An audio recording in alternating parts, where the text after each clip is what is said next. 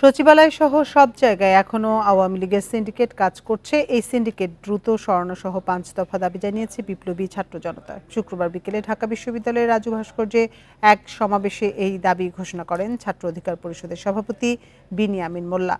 তিনি বলেন, আমলা থেকে শুরু করে অনেক ব্যবসায়ী রয়েছেন যারা ছাত্র আন্দোলনের সময়ে আওয়ামী লীগকে সমর্থন করেছেন, ছাত্র হত্যাকে সমর্থন করেছেন।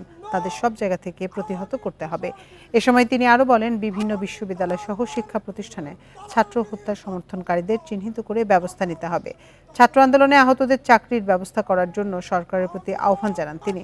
অন্তর্বর্তী সরকার যদি জনগণের চিন্তা মাথায় রেখে কাজ করতে ব্যর্থ হয়, তাদের পদত্যাগের আহ্বান জানানো হয় সমাবেশ থেকে।